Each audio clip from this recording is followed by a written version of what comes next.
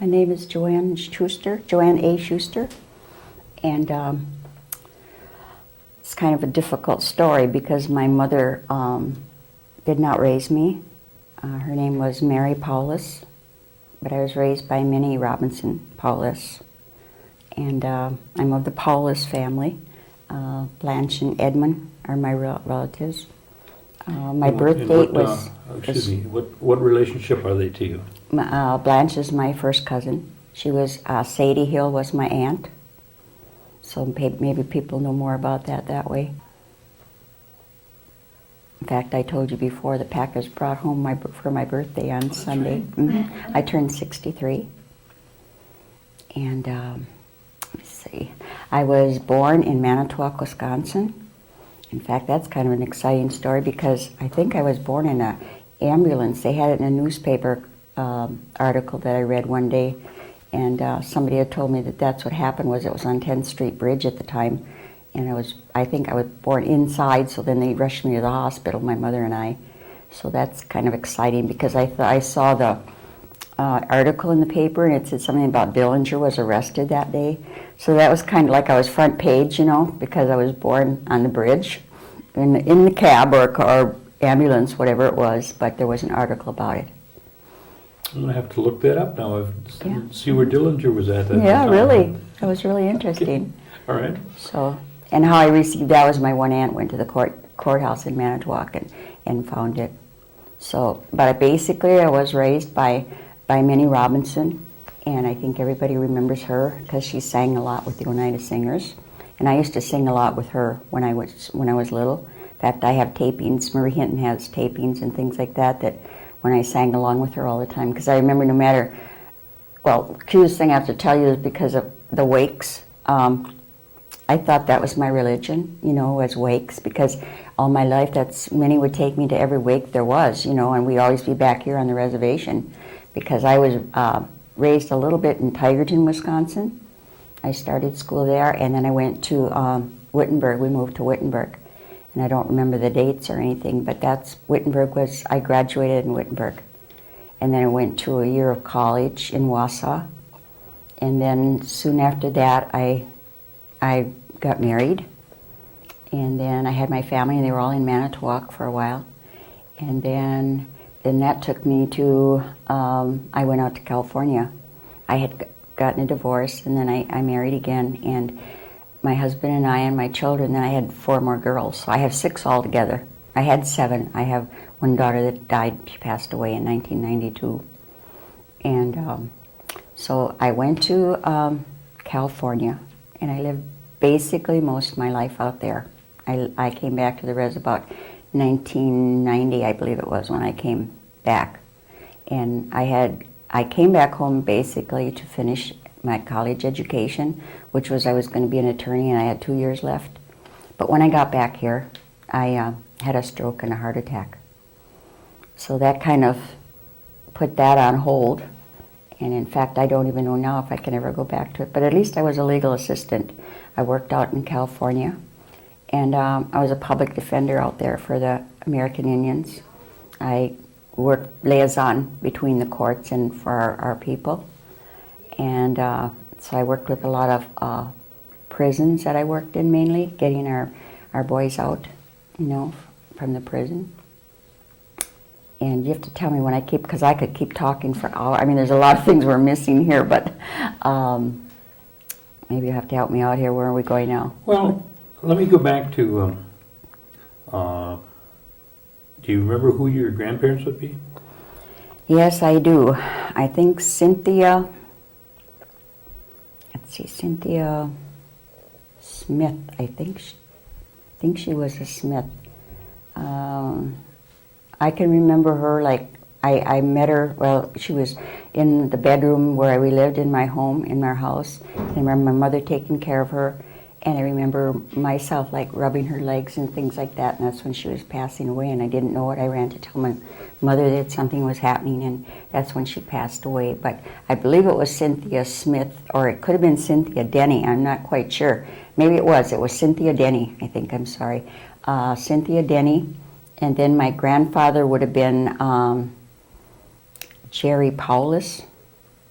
So that's about what I know about them. I don't know if my grandfather passed away already. Where would their homestead be, or where would you call the homestead? They would have come from Oneida here. I mean, where would that be located, though? Oh, wow. I talked with Blanche and Edmund about it, and we weren't quite sure around the area. Maybe they'd know more about it, too. I don't know. But I know it was somewhere, because I know on the big map that we have, I think we tried to locate it one day, and I don't know, just couldn't seem to find it. But it's, let's see, that's about the only thing I remember on that. It's kind of confusing because of the fact that, like, my father, like, that was really my aunt and uncle. Minnie and Ed were my really, aunt and uncle. And so then my real father was Dan Peters. And I think they were around Boulder, around that area, or Sturgeon Bay, something like that. And his I think I have his mother on my father's side. I'd be Catherine. So many names to remember. Catherine, I think she was a Webster. And then she married my grandfather, was Nicholas Peters. And then after that, I think she got divorced or something happened, and then she was still a Webster girl, but then she married another Webster. I think his name was Nelson Webster. Okay, now, you said that you were born in Manitowoc. Mm-hmm. Do you have any brothers and sisters? Yes, I have. They're half, but I have. Let's see. I have 3 brothers. One, I know my oldest brother is in Chicago. And his name? He's Jack Groll. It's Groll, and he was in the military for many, many years. And I've seen him recently. He's come down here to visit.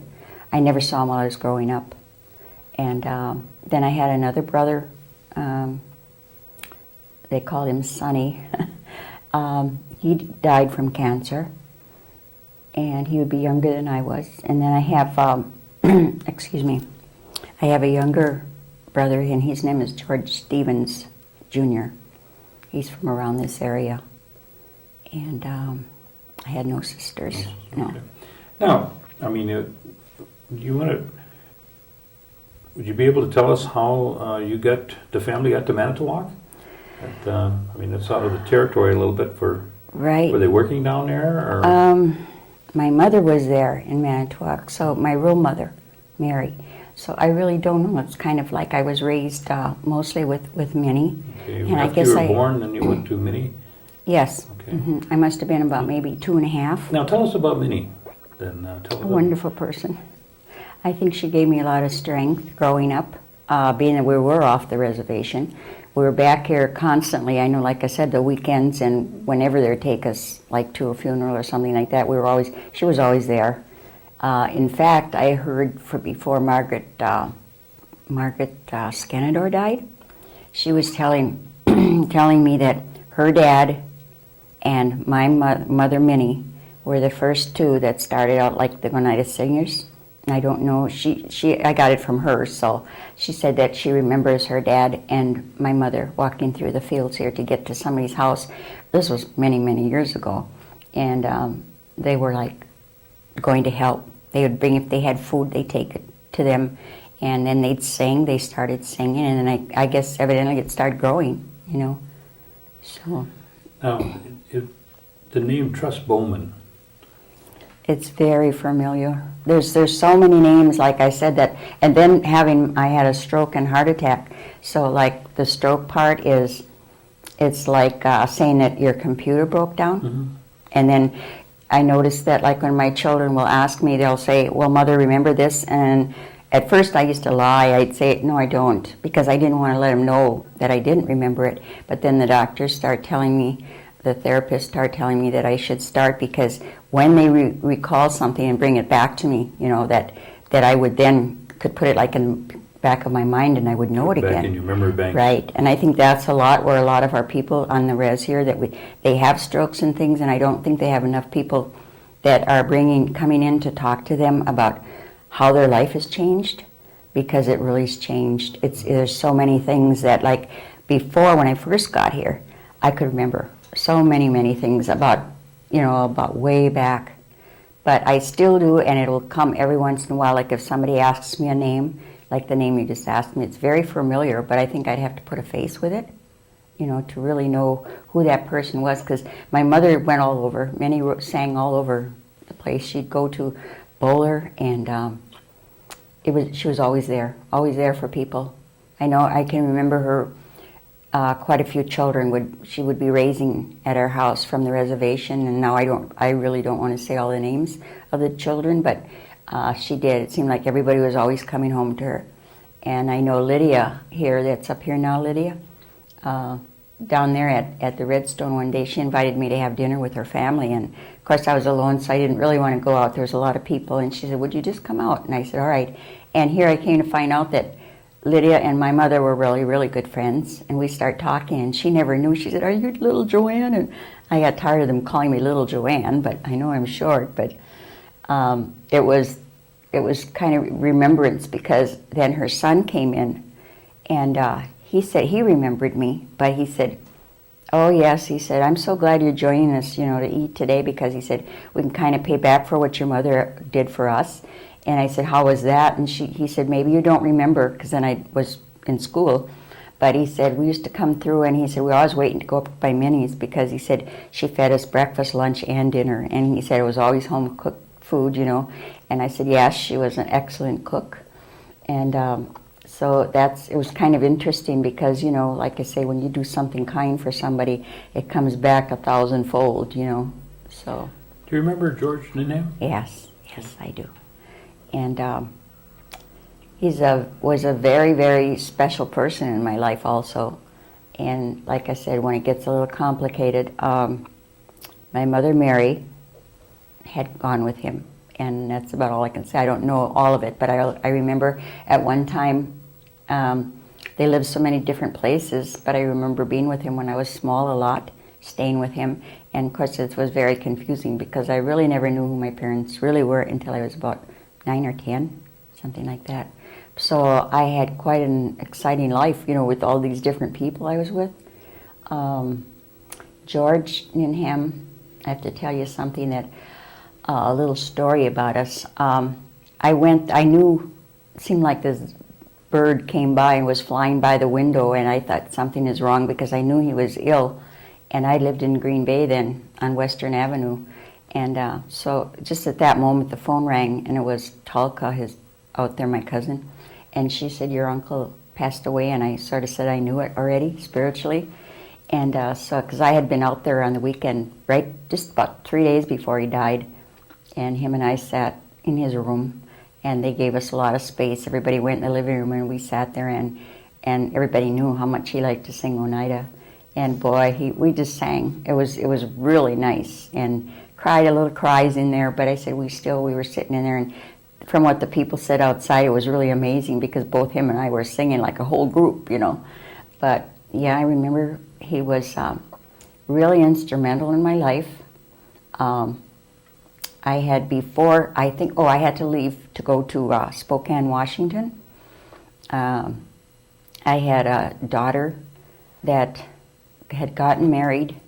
And of course, parents right away, we sort of think, well, who is she marrying, And I somehow I had not really good vibes about it. But then they did want to get married, and my daughter and this man. And so they got married. But then about not even a year later, I found out that her husband had AIDS, which was very terrifying at the time. And he had given AIDS to my daughter. And so here we're left with sort of a disrupted family, because of the fact that they left 2 grandchildren to me, my granddaughter, and so it was very hard. And that would be my oldest daughter from my second marriage. But it was an experience I think I'll never forget. And since then I've come back, and I've been an AIDS coordinator. And I spent a lot of time, I've gone to legislature, passed bills for AIDS, and I've gone all over to speak. I talked at Tank Elementary School, And that's an experience I won't forget, because I was asked to come in to give a session on AIDS to these children. So I think I had the 3rd and 4th graders. And I went in and I talked with them. Well, then they invited me back, and I didn't know what they were up to. But they had listened to me talking, and they're really smart, these young children. I mean, you can't be afraid to talk to children, because believe me, they really understand. They probably understand more than we do, about things. And it seems like they have more empathy about things. And be surprised. I mean, you say, well, my child won't talk to me, but yes, they will if you talk to them the right way. And so anyway, we were at Tank Elementary School, and they asked me to come. They wanted me to come in the evening. So I thought, well, I'll go in and see what's happening. So I went in there, and what an amazing thing, because I came in the gymnasium, came to the door, and they ushered me in there, and here they came over with a big bouquet of flowers for me, and then they had a corsage for me. And as I'm sitting there, I said, oh, something's happening here. But they did a program. They did a skit on AIDS, and their teacher and their principal at that school is well informed. He's really into it. In fact, I believe he's a consultant for AIDS, so I thought it was very nice that you could get into schools like this, and this was happening, and this happened right here in Green Bay. And so anyway, I sat there waiting, and all of a sudden they came in, they gave me the program and everything, and here all of a sudden they brought out this fantastic blanket that they made. It's called a quilt that the AIDS people make. You make it, and then they present it all over the world. And totally amazed. I mean, they had this large blanket, and they made every piece on that blanket, which is now in it's in San Francisco. So whenever I have 2 blank quilts that was made, the family we made one, and then I got one from Tank Elementary School. And so when I went to Washington for legislature that time, I was told to take my blanket along, my quilt, so I took it, and there was a lot, because at the time, I believe my quilt was the only one that actually a school had made, children had made. So they made quite an ado about it, So I was really proud, to have that happen. And like I did a lot of work out at De Pere, all around here. I know a lot of people will know that's when they heard me talk. I've spoke at the Radisson all over. So, and I have about 4 schools right now, probably next month, starting back out there, because the children do need it, and it's something that's very important. I think about the tragic maybe that's ever happened in my life. That's been it, with my daughter passing away at such a young age. So, Let's go back to Boulder and Tigerton. Okay. With Minnie Robinson. Mm-hmm. I mean, she's well known in terms of her singing and dedication to the, all the funerals and whatnot. But what kind of home life did you have with her? I mean, did you live on a farm, or did you live in a town town there? Or? At first in Tigerton, when we first lived there, we lived on the row of houses they call Indian Street. And I'm sure you've heard of that. I know Lucy Christian, and she lived down there. So I spent a lot of my time with people that I really knew a lot, because we had 10 houses, and it was like the Christians lived here, and Minnie lived here, and Pete Paulus lived down the street, a lot of my relatives too. And so it was about 9 families basically that they rented to people. And we lived across the track, you'd say, in Tigerton. And we had a hard time, I think we did, growing up. But Ernie Stevens Sr., I went to school with him. He was ahead of me. But he was sort of our sole protector because there was prejudice. And it's so hard sometimes to talk about, but yet it has to be told too. And but I know Ernie and a few others down there, though. I think there was a Pearlie Denny and her brother that were there, and they sort of like when we got into school, if you weren't popular, sort of you would be picked on or something. And I remember then from Tigerton, we had moved up to Wittenberg, And I went, like I say, I finished high school there in Wittenberg, Wisconsin. And What was the ratio in the school in terms of Indian and non-Indian? What would you guess? I would say, for a while, I was only known as the only Indian person there going to school. And then I would say, we had the Winnebagos. They had like a little settlement out of Wittenberg, though. So, talking about Tigerton, we had just the families that were Indian that were living in the housing down there. Did you have any social gatherings or anything at the, up around Tigerton and Boulder, that were Oneida gatherings kind of thing? You know, I remember when I was very small, like up in Wittenberg, I remember out in the woods, and majority of, like, I don't know if they called it the Winnebago reservation or what. It was very small. There were only a few homes out there.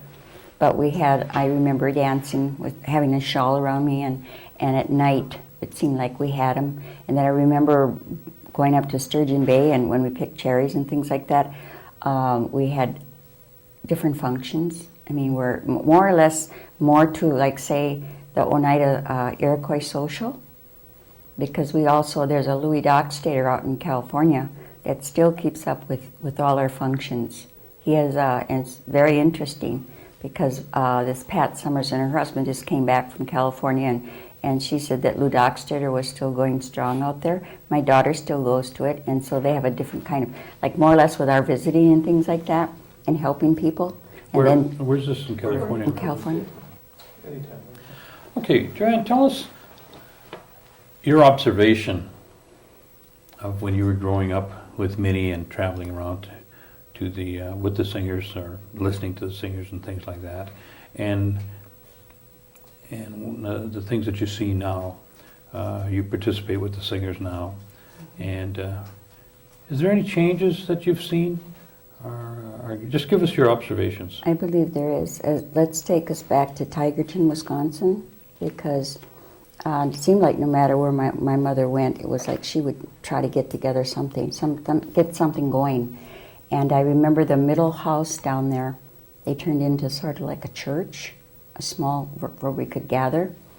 And at the time, she didn't do this in Tigerton, but she did this later on, because after we moved to Wittenberg, then she came back and she started in Tigerton because she knew this house was empty. And when I got to Wittenberg was, I went to our boarding schools I had to go to. And of course I was very fortunate. A lot of the Indian people had to come there. And of course I lived there. So it was under Mr. and Mrs., I think it was Reverend Sealer and his wife were up there. Then that takes us back to when they used to hold services down there for us. They'd go down to Tigerton and hold services, and all of a sudden they started, the Oneida Singers would come and join us, and my mother would get company, and they'd all go into this little church-like, and we'd do songs. And I remember I've got some tapes about that we did down there.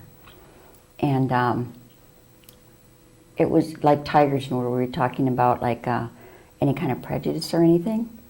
I felt it very young, and it was very hard. But I guess with my personality, I sort of, with Minnie's teachings about life out here, because I remember one time she told me, "You're going to go through a lot in life, Joanne." And she said, she said, "Just picture this." She said, "You're half white and you're half Oneida," and which I'm not. I'm full-blooded. But she said that's the way you should carry on in your life, because she said, if you know what the white people are doing and you know how to work out there and you know your Indian people, she said you can just about put them together and things will work. You know, it'll help you in life. And I found that out a lot. But going back to Wittenberg then, I went to school. There was I'm going to have to go in the summer up there. And then my mother, which was nice, so she could watch over me, she worked up in the laundry, so she really could help all of the Indian people that were up there. I know a lot of my cousins would say, "Oh, you're just lucky your mother's working up there." I said, "Yes, but look how many times you went to her crying and she solved your problem," you know. So I believe when you're asking me about it changing, from what I've seen with Uncle George, and there was Marshall Denny was my uncle. Webster's, all the old singers. I can just hear them sing, you know. But was that Charlie? Was it Webster? There was a Webster in there. So many of them. I think because what I seen of the Indian Oneida Singers was they would go anywhere, and they wouldn't say, well, we need gas, or I mean, if they had it, they gave it, and they gave it willingly. They just didn't ask, you know. And I understand. I know gas costs money and things like that, but it seemed like the older generation that we had were more giving, more getting together, more looking around to see if somebody needed something. They had I think they had an insight. Instead of you having to ask for help or anything like that, I believe the Indian people at that time they were there. They go across country to get to somebody's house, and ours was more or less, when you got there, you brought food. Everybody brought food. And I remember staying up for 4 days and 4 nights. It was like, well, the kids would sleep, but at any time my mother would start singing a song where I could sing with her, and I'd come wheeling out from under the blanket someplace. And that's about how our people were about that time. They seemed to work a lot together. And I realized this is another generation, you know, the 7th generation coming up. But the way ours was I believe that all the people were so good. They just all got together and helped somebody. And I think that's why they call it like the Iroquois Social, the Oneida Iroquois Social, because that's what we did do.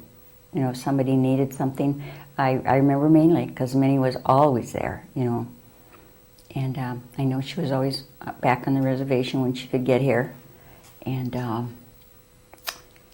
that's about it on that part that I remember. What kind of, or did you have any kind of special recipes or crafts or heirlooms that you and Minnie might have worked on that she shared with you? Like rug making or basket making? She did, and yes, she did. When I was little, I made plenty of baskets, but she taught us the basics of making it, like peeling the posts and everything, which is hard work, and coloring the splints. And Tell me about that. How would you start out if we were to make some baskets? What was the first process? Well, your first process would be the logs that we used, the kind of material. What kind of logs would you use? Boy, you're asking me now. I could remember before, and right now, Okay. I remembered it before. All right, but they'd bring the logs in. They cut the logs certain length, and I remember they'd be in the front of our house or on the side of our house. And in fact, Matt Paulus is my first cousin too, and him and I remember not ever wanting to make baskets the rest of our lives, you know, but because we started from the splints, you know, the whole thing. We had to pull them off, and then you have to sort of with I don't know if it was sandpaper, you have to sandpaper them down, get them ready for my mother to do them in splints to make the rolls. Well, then she'd color them. Then you have to dry them. What did she use for coloring? Oh, she used a lot of different teas, different plant material. And that reminds me, there was a man named Nelson Webster up in Tigerton, and he was old as my grandmother, so he was very, very old at the time. But I remember he was a medicine man. He a lot of herbs, and I remember there was a lot of people asking him for different remedies and things like that. So I believe that a lot of our herbal medicines and things that were grown before, you know, without anything else put into them, was a lot better because of let's see, my Uncle Nelson was like I said, what is that one, rheumatism? This is way, way back. And then what I was thinking is that like I could speak pretty fluent Indian Oneida, but when I was littler, and I could memorize, but then after I got away and I went to school, and then you're not supposed to speak your language, you know. So I lost a lot of mine, and I still believe though if I try real hard and put my mind to it, I can get back to. I understand a lot. So, which is kind of cute because some people don't know that I even know, you know. So, but I remember a lot of that when my uncle would take me out in the woods, or my grandpa, whatever he was. They were all related, it seems like, back there. Remember, it was your uncle or aunt, no matter if they weren't. So I remember he would take us out in the woods, and he would tell me plants, but in Oneida. And maybe if I got back my talking Oneida again, maybe I could get back what he had told me a long time ago. Okay. So you reached a point that you're never going to make any more baskets in your life, right? Well, this is it. People, like I said, when they don't realize about people that have strokes or heart attacks, it's a comeback, and the more rehabilitation you have is the better.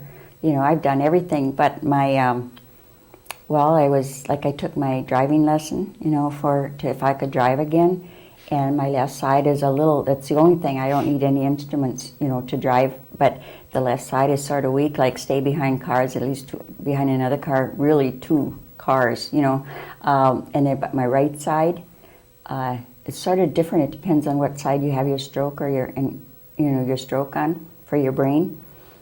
So it's like my right hand isn't as good as it used to be. I make a lot of jewelry, and I do a lot of beadwork, but I do it at my own time because sometimes I don't even really believe in, like I guess my mother, she gave everything away, and I believed in that too, except that sometimes if it's like your livelihood, you should kind of get the money, But she always did things for people and never asked for anything, and she got plenty in return. But as far as the baskets, I believe that if I could get with somebody here and with somebody I was going to come back and get more lessons from this lady she recently died, I think, maybe 2 or 3 years, was it? Maybe, Ryan? Yeah, I think she was. And then if I would go back and maybe somebody would help me, I probably could make the baskets again, but it's been a while, and of course it wasn't at that time what I'd like to do. But just recently I was up to some little town out of Oneida here, and I went to this antique store, and I really sincerely think that I saw some of my mother's baskets, but I asked how much they were, and he said like 300 and up. So I'm going to kind of look into that, because of museums and different things. I don't know really what they'll say, but if I can prove, but they did look like her baskets. And I often wished in my life that I would have saved some of her things. But then, people, you move and you get into all different things and you lose it, What about holidays at home? What church did Minnie go to? It's a good one. She went to every church there was. It seemed like wherever there was a church, we were there. And even when she came to Oneida, I remember, that's why I said I never really knew what church we totally belonged to, because of me being taken away from, my mother gave me to her sister to raise.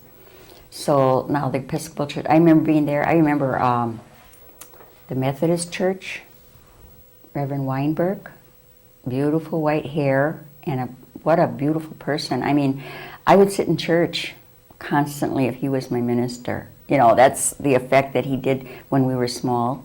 I remember, there's little things like that. I remember every once in a while it happened. Let's see, and then if she'd go to Methodist, she'd go to anywhere. She sort of went to, it pleased everybody. That's the way she went. But I believe I was baptized Episcopal in Manitowoc at that time. And in fact, I found out recently that I was, because Father Dolan checked it out for me and found out where I was baptized. And that was in St. James, I believe it is, Episcopal Church in Manitowoc. What about holidays? What was Christmas like? Well, I believe because Minnie had sort of gone off the reservation, and she worked very hard. She did like house cleaning, and so she mainly, because I remember Ed being laid off from the lumber company down in Tigerton. I think that's where it started all, why we moved to Wittenberg, because of the fact that, from what I heard, was he had 3 more days before he retired, and they fired him before he retired. Several other Indian people. I believe there was also Abram Sickles, same thing, and yet then they were younger, so that was really bad for them. But actually that's what happened. That's what I heard from my parents. And so then when we moved up to Wittenberg, well, my mother, she just worked and worked and worked, And Let's see. What else did you say about Like at Christmas, do you remember Christmas? what kind of a, did you have a Christmas tree? Yes, but yes and no. Sometimes when I was really young, I don't believe we had one. We had, I don't know, gifts or food. Food was our main thing on holidays. It really was. It was like having people in, to enjoy food with us. I don't really remember until maybe I was about in maybe in Wittenberg. Never had a tiger, and I don't remember of a Christmas. In Wittenberg, then sort of getting a Christmas tree and having a few gifts. What about Oyan? Did you celebrate Oyan up there? No, we didn't up there, but I knew they did back here. And I know several times because it brought back such good memories when I stayed with Margaret. One New Year's we stayed together. Margaret Corn, she had invited me over. And I just loved it. I mean, I remembered it happening, in my younger life. But anyway, it was the Christmas with her I spent. I was so happy I could be with her then. And oh boy, everybody came in. And I remember I was sleeping on the couch.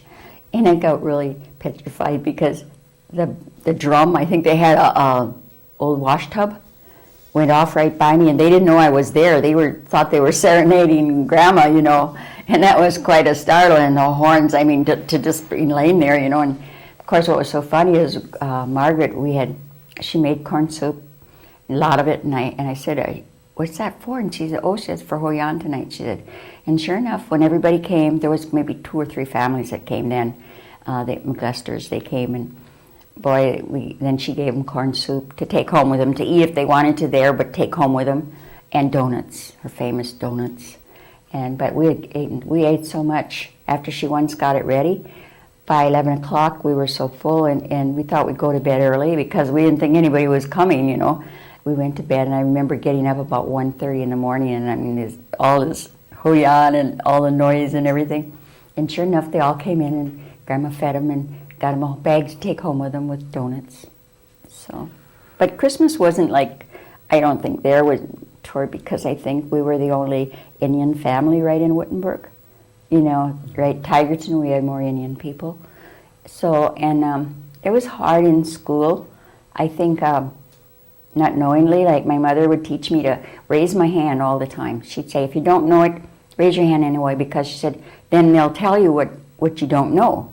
So that's what I would do in school, was raise my hand all the time. And to them, I didn't realize that they would, my teachers and them thought differently than I did. I didn't believe it, but it was so, because they would laugh and make fun of me if I asked. So then I didn't want to ask.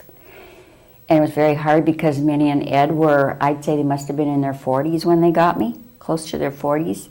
And I will believe in people, like if you're taking your children out to try to get them to about the age that they should be, if they're out for adoption, because I'm not sorry for it, because Minnie and Ed were older and they knew a lot more, it seemed like, but it was hard on me because they hadn't gone to school. I think Minnie only went to the 4th grade, and I believe Ed only went to the 2nd, I believe.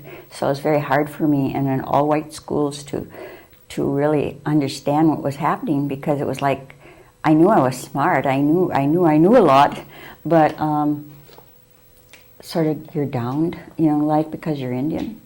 It was very hard. When you, you finished school up in Wittenberg and Tigerton, and then you went, where did you go to school, to California? I went to Wausau, up in Wausau for a year, to college, after I got graduated. What prompted you to go to California? California? Well, that was once you finished that in Wausau, right? Yeah, I finished in Wausau, and then I did go and I worked in Milwaukee. I got really scared there, being young, and one night I was working for the Bell Telephone Company, and I came home, and this man sort of watched me get off the bus and chased me home, and I really got scared of Milwaukee. I mean, here you come from little towns like we've got back here, so it was something else. I mean, I know it's hard. I know people say, well, you didn't have the hardest part growing up back here. Well, they don't know how hard it was out there. It was really hard, and it was so different, because I know even my family, we kind of went on Indian time. And when you learn out there that they don't do Indian time, it's a lot different. So what happened was I left, I went to Manitowoc first, and then I went to Milwaukee, then I came back to Manitowoc, and then I got married. And then about maybe 7, 8 years later, then I got divorced, and I went to California. And I had a group, we had a band, we were called the Jolins. And first I started out playing drums, and then I played stand-up bass for our band. And then finally, when we could afford to get a band together, then we had a band and we traveled on the road a lot. So, and I had albums and records made and everything. And I could say Uncle George was my biggest fan because he had my album, you know, right, every time I'd go there, he'd be playing it, you know. It was really wore out, just about, you know. But that was way back in about like 1960 something, close to, yeah, about 1965. But I traveled on the road all over, you name it, we were there. So, and our band did really good. Sometimes we were held over 2 years. So, and then of course, there was divorce there. And then, and then finally I got married to my Mr. Schuster, where my last name is coming from now. And we were married to 18 months and he passed away. So, and then I lived out in California, and I still had groups. In fact, I left a group out there in 1990. We had an all-Indian band I had called Joni Steeple and Friends. And it was so interesting because we had, our saxophone player was Sioux Indian, and out of this world. We played some really good music. And most all the band, we had a Cherokee drummer, and it was really nice. But we did, though, our band, we played for the Indian children there. We'd make, for Christmas, we'd play at different clubs to make money for them. That was mainly what it was, just kind of retired people, but still keeping in the business. So after that, I left, I came back here. And, well, out there, I went to law school. And like I say, I started there, and I had about 2 years, and I always wanted to come home. I was always coming home. I was telling everybody I was going home. So when I came home, nobody believed me. You know, back now, I call back, and they'll say, oh, so-and-so said, tell you hi, and you're not even here. I said, well, I told them I would get back home, because I guess I bragged about it so much back here, they finally said, well, why don't you go home, you know? But I did. Finally, I got the opportunity, and all because of raising children and everything else. You know, it's always like you don't have money for this and money for that. But finally, I moved back here. Okay, let's talk about a little bit about the tribal government. Mm-hmm.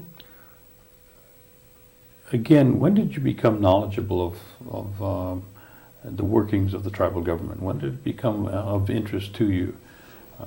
All along, when I was in California, I was in touch like with Rick Hill as friends. I mean, political, I knew what was going on. I read a lot. I get a lot of information from back here.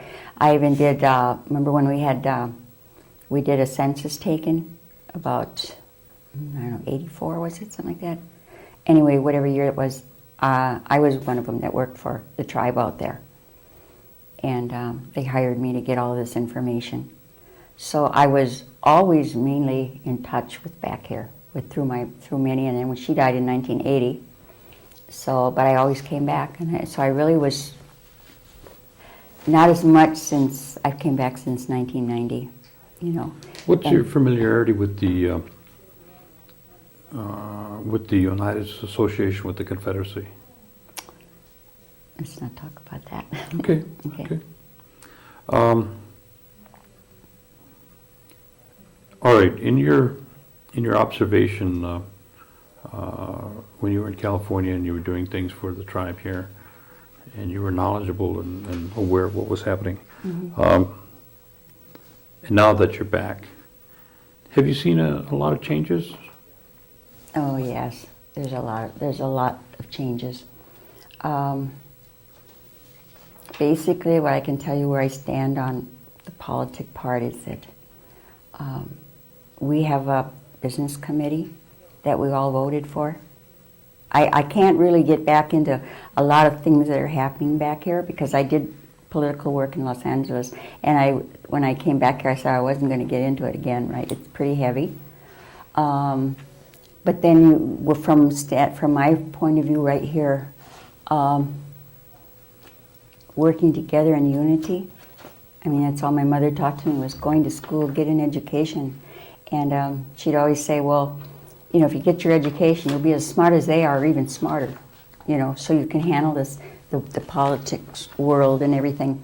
So I truly believe that the working together is the main important thing of our reservation, the unity. And we've got to get that word unity back, because it's very hard to look at my own reservation and wondering what's happening, because there was a lot of things about maybe a couple months back that were in the media and everything. I think it's truly that we should handle our things on our own reservation, and we should keep it such, you know, as long as we're a sovereign nation.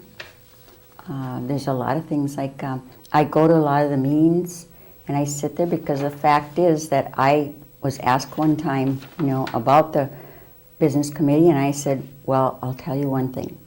They are doing the job right now. Now, if I was so much smarter, I'd be up there doing it, okay? So this is what I do. If I'm not into, like, I have to know a lot more on a reservation than putting my nose in there. I like to say a few things every once in a while. I think kind of helps, you know, but not to hurt anybody's feelings or anything. I think we need to have that really called unity.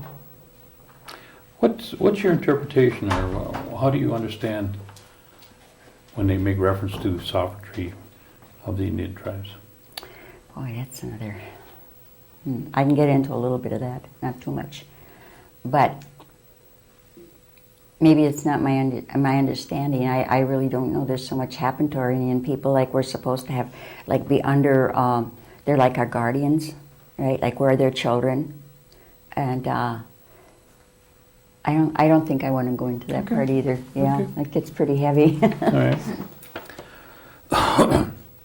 Now, you made a comment when we first started out that, and maybe, well, I'll ask you about the bird. Do you want to tell me the story about that? About what?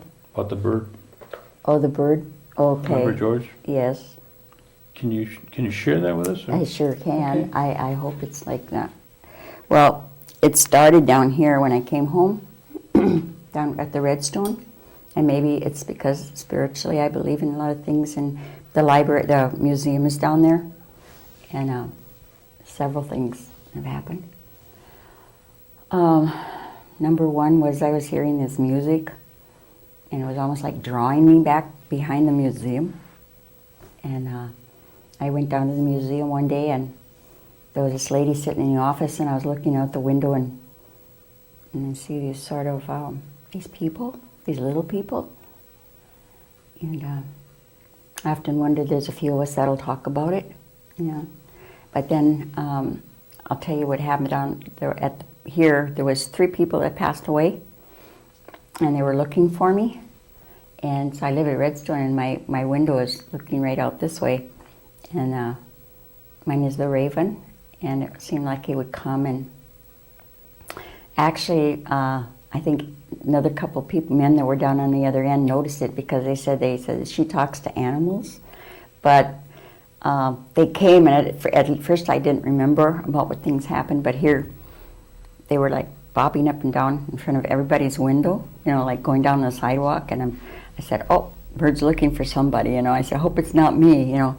And it went down by Mamie's, and it hopped all along there, and it would just go up, and it was like it was looking for something. And finally it did. It landed by my door, and I was on my way out, and I said, oh, please don't come by me, you know, by my door. And here so I came up, and I did whatever I was going to do. But this Raven, which I believe in strongly, I don't understand all of it, but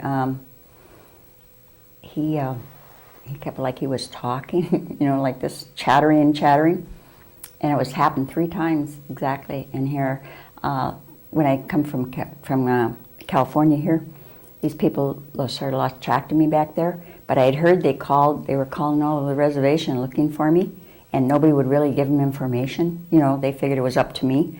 And those were the 3 things that happened. And then when Uncle George, when he went to the hospital, a bird came, but it was just by the window, and he was kind of fooling around with the window there, you know. And So then I called up Tulka because I knew Uncle George wasn't feeling very good anyway. And I said, is Uncle George home? She said, no, he's gone up to Wausau to the hospital. And that's the day that he had told him that he wanted to go home to die. And so I had just come from therapy, maybe a week or two later, and there came this messenger.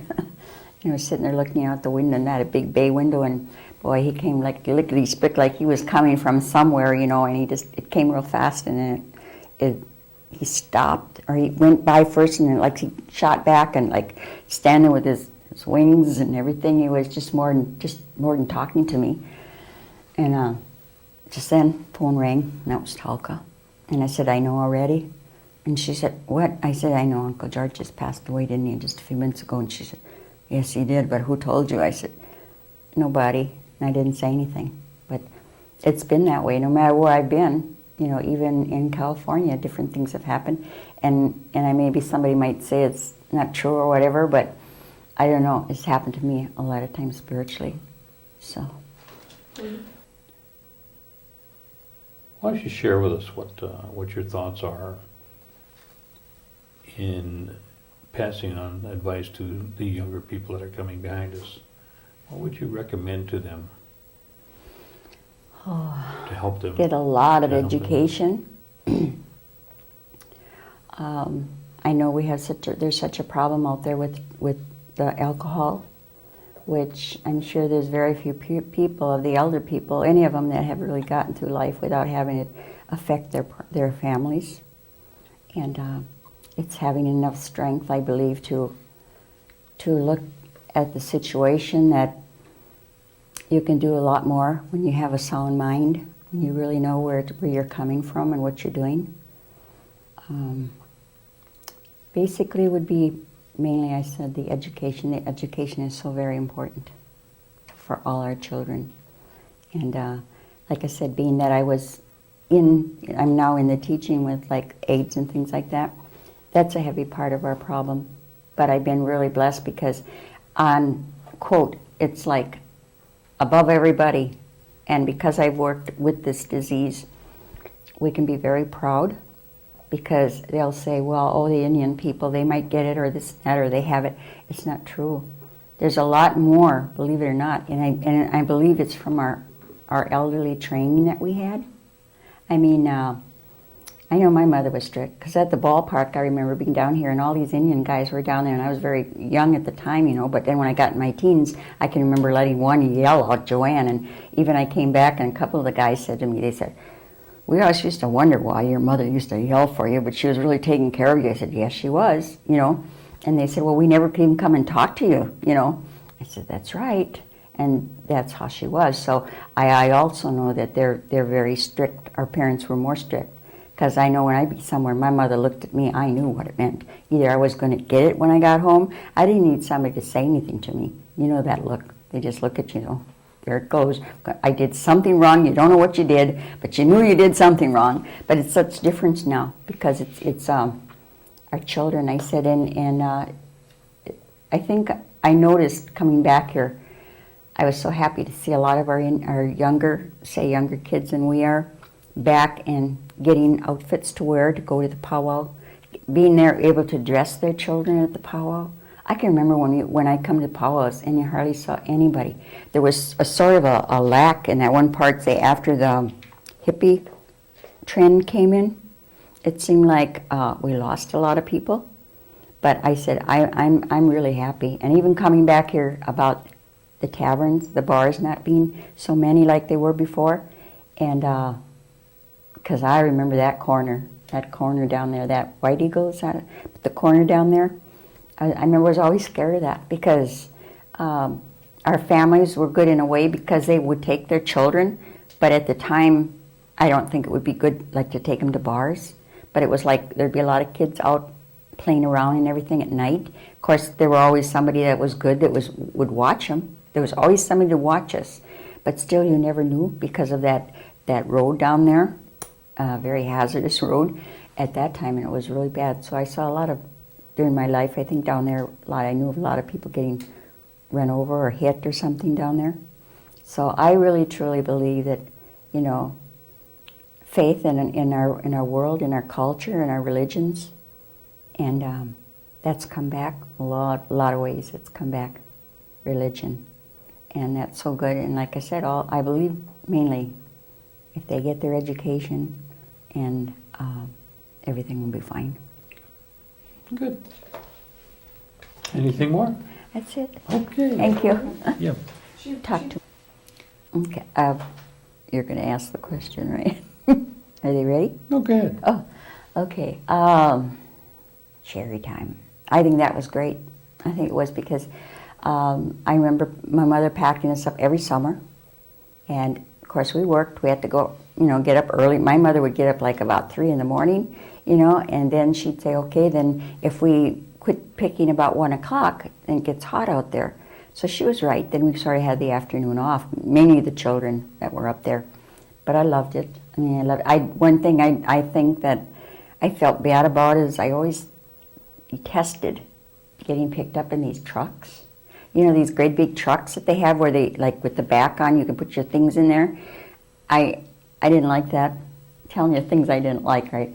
Okay, I didn't like that part of the truck taking us up there. Anyway, most of our families went up there, our Oneidas went up there to pick cherries. And I know my mother we made a lot of money then, and I can imagine what we could make now with what they're making, And then I remember having not like powwows, they were just more social gatherings for us, for our Oneidas, Because the only time I remember when I was young we're going back here just a minute, over to the Episcopal Church. On the right side, that land that's over there, I remember I loved it because the Chicago Indians, I believed, in Milwaukee, they would come down, and Menominee, I believe, and things. That's the first time I remember of being to a powwow on our reservation. Now, I don't know, maybe I wasn't around that long, but that was the main time, and it was on the side of the building that they're redoing right now.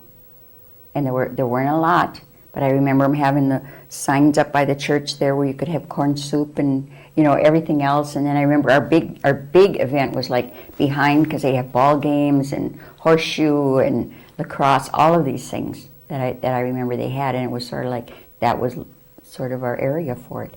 So, and I remember going to Menominee powwow a lot, with my parents. We'd always be up there. So, but cherry picking was a lot. It helped. I know, like when I got older, it would help us to like buy clothes for school. It's about all I remember really about like cherry picking up there. What orchard would you go to? Do you remember? Oh, there was. Can't remember the name, but I know it was. One was in. We went to Allison Bay. That's where we usually hung around Allison Bay. And I think, I'm not sure, Sister Bay, I think. We went, most of the time we'd go back to just one camp that we usually liked the people. And I remember up there, they had like a recreation for us, which was really nice. They had it was like a store, but it was big. And then inside there, they had like recreation, whatever the kids could do or anything in there. And ice cream and soda and things like that. And if I think a little longer, I'd know the name of him, but up there. But I think everybody knew. They always try to get to us because he was really good with our people, And I think it was fun because it was like camping out, Funny thing that happened was after my mother wasn't going anymore, and my youngest brother, Sonny, the one I told you about, he came to visit and he said, let's go cherry picking. And I said, all right. So my mother said, okay, if you two know what you're doing, you think you know it all, go and do it. So my brother said, what we're going to do is, he said, we're going to buy about 5 cases of pork and beans. The little bitty can like this? So he said, okay, we'll save money, right? Because we were all on our own. So he got up there, and I'm telling you, we were never so sick of those pork and beans and the can camps. I mean, I kind of like them now, but boy, for a long time I couldn't eat those things because we went up there and Sonny would say, oh, I'm so sick of it. He said, just imagine it's a steak or potatoes or something we're eating. I said, okay. And then the people would be sitting there watching us. You wouldn't even offer us, you know. We'd want to trade for beans, you know, and they wouldn't even trade for beans. It was something else. And so I remember that my brother and I would laugh about it a lot after that happened, you know, so a lot of funny things. Well, we want to thank you for sharing these stories with us.